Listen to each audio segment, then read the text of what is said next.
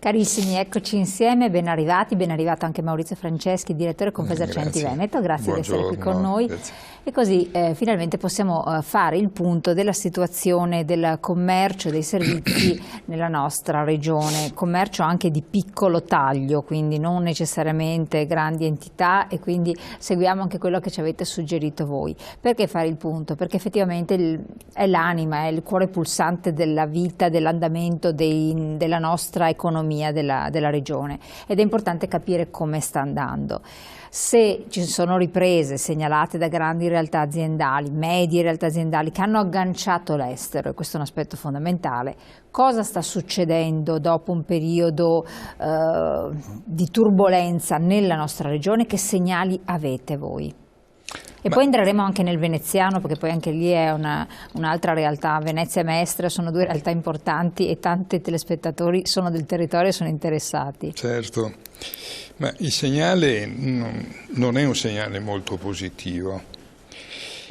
Siamo entrati nella crisi nel 2018 e via via questa crisi... 2008. Sì, ho detto 18. No, per carità, che non sia... No, io spero finisca almeno nel 2018, nel 2008, e questa crisi ha falcidiato centinaia di migliaia di piccole imprese, non solamente del commercio. Il commercio vive soprattutto di domanda interna, salvo quelle realtà che sono collocate nei comuni turistici, certo, importanti comuni turistici, esatto, e quindi hanno il beneficio, diciamo, dei turisti. C'è una situazione quindi di crisi che permane, che ormai è strutturale, perché non possiamo più nemmeno definirla crisi, ormai è un dato strutturale, è un cambiamento che è avvenuto molto profondo, che ha avuto delle conseguenze sul piano ovviamente economico ma anche sociale di tutte le famiglie, oltre che delle imprese, e le conseguenze sono conseguenze molto preoccupanti sul piano occupazionale dei dipendenti, in particolare delle piccole imprese, ma non solo, perché poi vedremo che cosa sta succedendo anche nella grande distribuzione, di tante imprese e quindi lavoratori autonomi che chiudono e che non sono mai citati, se non dal punto di vista statistico, ma sono dei fantasmi. Abbiamo dei riflessi molto preoccupanti sul tema anche della vivibilità delle città, della sicurezza delle città, perché ormai sono troppi i negozi che hanno chiuso, anche nei centri storici più pregiati. Senza una sostituzione, cioè sembrava che ci fosse stato anche un certo turnover. È una sostituzione, c'è un turnover, ma che non copre tutti i buchi. Sono troppi ancora i buchi che abbiamo nelle città, sono delle ferite, sono dei luoghi che rimangono scoperti, soprattutto se pensiamo ad alcune vie dove il presidio dei negozi, sappiamo bene quale ruolo importante abbia sempre svolto anche da un punto di vista del controllo e della sicurezza, oltre che della vita e delle funzioni che le città hanno sempre avuto storicamente. Purtroppo stiamo vivendo ancora una fase di grande preoccupazione, perché non vediamo segnali significativi di ripresa. Vediamo città che continuano a perdere di ruolo e di funzioni, e come si dice, i negozi sono la cartina tornasole dello stato di salute delle città, e lo stato di salute delle città oggi non è buono. Ecco, ci sono stati comunque segnali in generale di una leggera ripresa. Quello che viene da chiedersi è uno stabilizzarsi diverso della situazione. Come mai continuano ad esserci delle morie di piccoli negozi? Non sono riusciti a trovare delle soluzioni, non siete come categoria, perché poi ne abbiamo avuto anche delle mail da parte dei telespettatori che puntavano il dito contro, ma dovrebbero gli uffici studi, le associazioni di categoria di un certo peso dovrebbero supportarci nel trovare strategie. E allora io giro la patata, esistono strategie? Le strategie, ci sono alcune strategie, ma non sono miracolistiche. Alcune cose si possono fare, magari tenterò di elencarle, però dobbiamo sempre partire da una consapevolezza. Siamo ancora fortemente condizionati dalla crisi economica, crisi o situazione ormai strutturale economica, quindi le famiglie spendono meno per i consumi. Abbiamo un problema drammatico che è costituito dalla presenza soffocante e distruttiva della grande distribuzione. Perché dobbiamo dire chiaramente queste cose? Oggi il declino e le difficoltà dei piccoli commerci sono soprattutto determinate dalla presenza della grande distribuzione che ha svuotato i centri città, sono diventati nuovi attrattori dove la gente va a fare gli acquisti e passa anche il proprio tempo libero e le città si sono svuotate. Le strategie per un recupero del piccolo commercio, ma più in generale diciamo della competitività delle città, perché di questo si parla. Il tema è come possono oggi le città a tornare competitive? Attrattive, insomma. Attrattive. Allora, l'attrattività delle città è legata a diversi fattori. Innanzitutto alla qualità della città, alla qualità urbana, all'accessibilità della città, all'offerta commerciale. Oggi noi sappiamo che le città sono tutte difficilmente accessibili, perché le ZTL, le aree pedonali, tutta una serie di limitazioni che sono anche utili in alcune case se sono ben valutate per la riqualificazione della città, però non sempre lo sono delle limitazioni. Dall'altra parte si è indebolita l'offerta commerciale, perché i grandi attrattori sono tutti fuori. I grandi attrattori è quella concentrazione di tanti negozi che si chiamano grande distribuzione, parchi commerciali, dove ci sono le attività da 1.000, 2.000, 3.000, 4.000, 5.000 metri quadri. In alcune realtà abbiamo concentrazioni di 100.000 metri quadri. Ora, come fa un centro storico composto da 5, 600, anche 1.000 piccoli negozi da 50, 100, 150 metri quadri è il massimo, che vendono tra l'altro gli stessi prodotti in franchising che vendono nei centri commerciali? Come fanno a competere? Punto di domanda. Esatto. È estremamente difficile. Però lei ha detto una cosa che è interessante e realistica: vendere la stessa cosa. Allora, io vado per esempio a Bologna, prendiamo un esempio fuori regione così non tiriamo e vedo che ci sono dei negozietti proprio di frutta, verdura, artigianato, dove vendono diversi come qualità, artigianalità. Certo. E anche abbigliamento, alcuni non sono quelli del franchising, ma trovi la cosa particolare che da altre parti non trovi, che devi andare proprio lì a Bologna. Dopo c'è anche lì la solita massa di negozi, di firme, eccetera. Però c'è proprio il nucleo storico che regge ed è pieno di gente che acquista, perché trovi quel prodotto particolare che solo lì c'è in centro, un po' come dire a Padova sotto il Salone in certo qual modo, quindi l'inventarsi, il rinnovarsi, il fare il prodotto pronto, perché prima non occorreva neanche farlo ma adesso viene richiesto, il vegano, vegetariano anziché il prodotto regionale, quindi qualcosa di diverso, perché è ovvio che se io devo andare nella catena e trovare le solite cose in franchising, sono più comodo il centro commerciale, ma anche prendere il prodotto Barilla anziché il mulino bianco della situazione, facciamo l'esempio. Cosa vado a comprarla? €1 in più nella botteghetta? La botteghetta mi darà invece il biscotto artigianale. Sì. E questa è un po' la differenza. Sì, e così anche nel meridione. Io vedo che nel meridione, nei paesi, tu vai ci sono le panetterie che vanno a ruba, perché giù il pane va tantissimo, ma non vende solo pane. pane, focacce, focaccine, tutti i panificati possibili e immaginabili, con tutti i prodotti che sono prodotti pseudo artigianali. Ovvio che non c'è più la massaia che li fa, però hanno questa veste artigianale e la gente li compra. Poi, se uno vuole invece la marca solita, va nella grande distribuzione. E c'è movimento nei piccoli centri, dove esiste questa realtà. Da noi no, perché ti propongono la stessa cosa più costosa che io trovo nel centro commerciale. Sì, ma è corretta. Quindi, io penso anche a questo, la diversificazione. È corretto che ci sia la necessità di una innovazione, anche da un punto di vista dei piccoli commercianti e del commercio della città, questo è indubbio.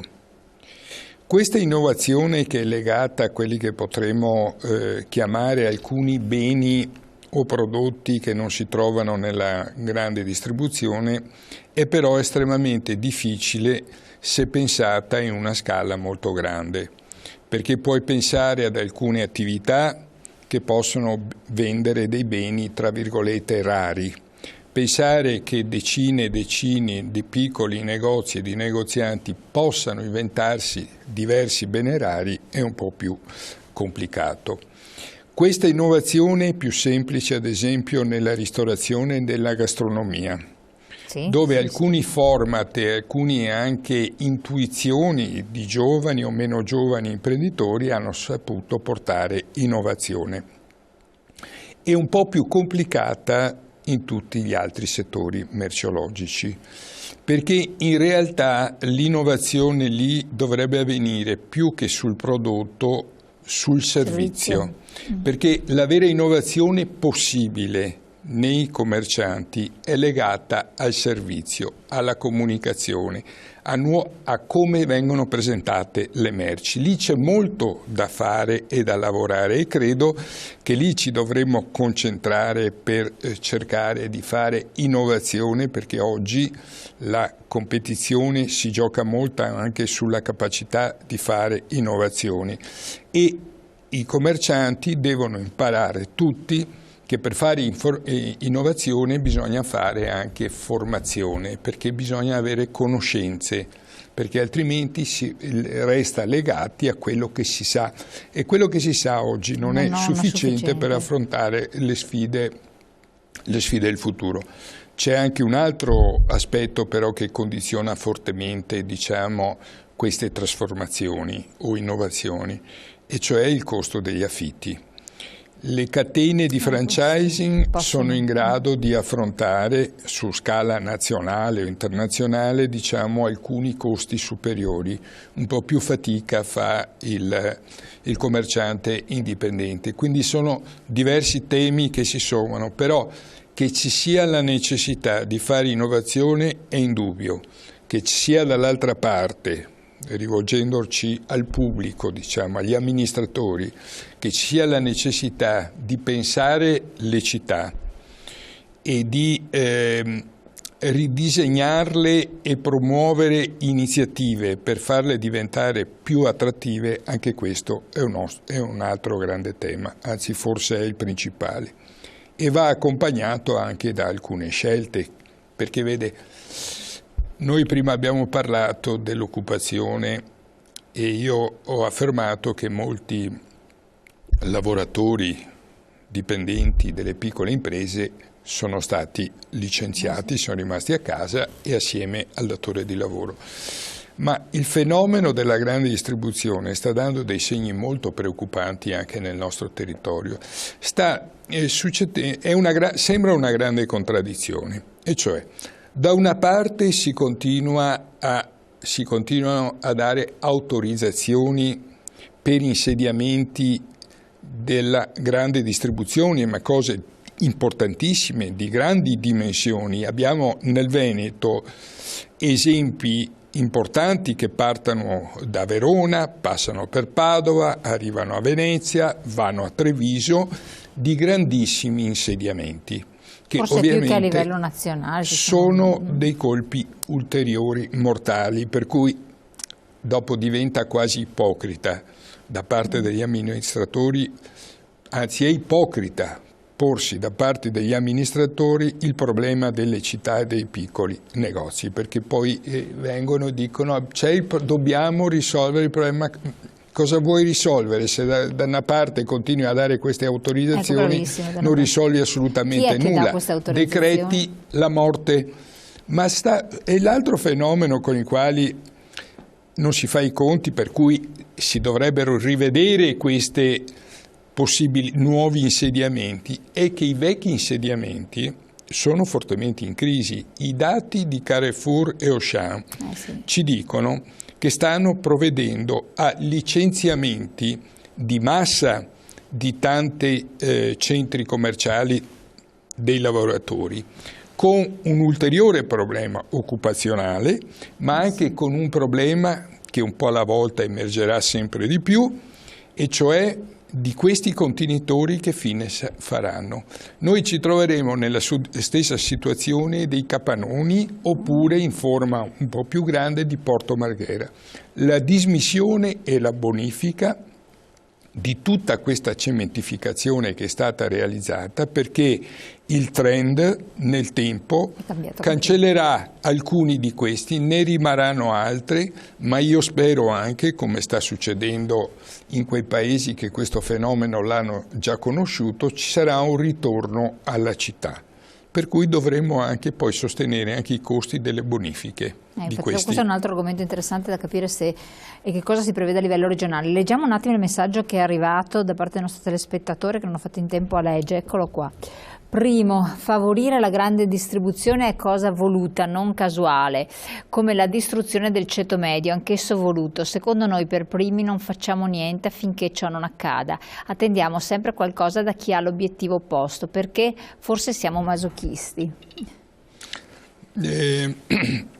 Non condivido la parte finale di essere masochisti, nel senso che a volte, e bisogna dirlo anche con molta onestà, le nostre forze non sono sufficienti, perché siccome io ho un po' una storia un po' lunga di rappresentanza del mondo del commercio in questa organizzazione Confesercenti, le nostre lotte contro questo modello di sviluppo, che già allora avevamo in qualche modo prefigurato per le conseguenze che determinava, e cioè crisi, messa in discussione del sistema città, la città nel suo complesso, intendo, no, intendo per il commercio, per l'artigianato, per la vita delle persone. È un fatto anche, se vogliamo, culturale, un modello di sviluppo che vede le persone, i bambini che passano il loro tempo libero nella grande distribuzione dalla mattina alla sera, io credo che non sia un bel esempio di modello culturale e di vita di una società evoluta. Il fatto stesso che siano state previste, e per legge lo sono, previste le aperture festive e domenicali per 52 giorni alla domenica, festività alla settimana, anche questo io credo che appartenga all'involuzione di una società, non all'evoluzione come è stata presentata, perché come spesso faccio e ricordo, i paesi più evoluti, democratici, innovativi, che hanno il maggior prodotto interno lordo, quindi dove c'è ricchezza, sono quelli dove si aprono pochissime domeniche all'anno. I paesi più in difficoltà dal punto di vista economico, tra virgolette un po' più meno sviluppati, quindi più arretrati anche da un punto di vista sociale e culturale, sono quelli che aprono tutte le domeniche. Allora, purtroppo noi siamo stati collocati lì da una legge che doveva rilanciare l'economia, i consumi, l'occupazione. È fallita su tutti i fronti. Quindi a voi i risultati non sono, i numeri non sono... Lo dicono i dati, lo dicono i dati. Anche un recente articolo, proprio parlando di Auchan, di Carrefour, Hanno scritto, le abbiamo provate tutte, aprire fino a mezzanotte, tutte le domeniche aperti, non ha funzionato. Ma sono i dati che ce lo dicono, che non ha funzionato. L'occupazione non è aumentata, certo, e c'è quella parte di occupazione che è aumentata è molto precaria, va bene, con turnover, orari ridotti, sì, eccetera. No. I consumi non sono aumentati, il prodotto interno lordo non è aumentato, e quindi queste erano le 3 condizioni per cui avevano detto H24 e aperture domenicali. Prima di andare in pubblicità leggiamo un altro messaggio che è arrivato poco fa, vediamolo un attimo insieme. Allora, signori, i nostri padri e nonni sono nati in momenti ben peggiori e hanno costruito il nostro paese e dato a noi i diritti che godiamo, ora anche con enormi sacrifici. Ora un giovane sembra un rimbambito in attesa della bacchetta magica, ma non siamo in un film di Harry Potter. Condivide un po' il fatto che comunque c'è forse meno, anche viene spesa meno energia, meno convincimento, c'è qualcosa che anche non funziona nell'intraprendere una ripresa, o erano crisi diverse? Erano crisi molto diverse. Allora, i nostri genitori, anche i miei genitori, venivano da una famiglia molto povera, erano contadini, poi hanno iniziato a fare altri lavori, i miei fratelli stessi. Era il periodo del boom economico, cioè un paese era povero, un paese che non aveva niente, sì, doveva costruire tutto, no? Allora lì tutti riuscivano, buoni, meno buoni, bastava avere un po' di inventiva e tanta voglia di lavorare. Il Veneto è cresciuto perché ci sono stati degli imprenditori e delle persone, lavoratori e imprenditori assieme, al di là delle diverse funzioni, che hanno lavorato molto, con intelligenza, con grande sacrificio, perché si stava costruendo, e noi abbiamo costruito il benessere del Veneto. Certo, sì, sì. Questo benessere del Veneto oggi è messo in discussione. Basta vedere quello che è successo con le banche, con le BCC, che hanno sostenuto uno sviluppo economico, ma un po' drogato probabilmente, no? Con i soldi degli altri, e cioè di quelle povere persone che mettevano lì i soldi e magari le hanno date a quelli che hanno investito, va bene, ma non hanno investito bene, e poi sono venute fuori le sofferenze. Allora, voglio dire, luci e ombre in questo nostro, ma per restare alla domanda, io credo che oggi i giovani vivano quello che è il contesto sociale del momento, e un grande limite che io riscontro nei giovani non è tanto o solo parzialmente il fatto che non si vogliono tirare sulle maniche. Il problema è che non c'è una speranza. Vivono in una situazione, secondo me, di grande sfiducia nel futuro, perché tutti i dati con cui che anche loro ovviamente convivono sono tutti dati negativi. Non c'è cioè una prospettiva, una appunto speranza, una fiducia di io mi impegno, faccio. Poi ci sono ovviamente quelli che con l'impegno riescono, fortunatamente, va bene, ma sono anche tanti altri che nonostante hanno la buona volontà, la voglia, si impegnano, non ce la fanno, e noi dovremmo pensare molto a questi ragazzi giovani. Ci agganciamo a questo subito dopo la pubblicità, e quindi ritorniamo insieme e leggeremo anche i vostri messaggi.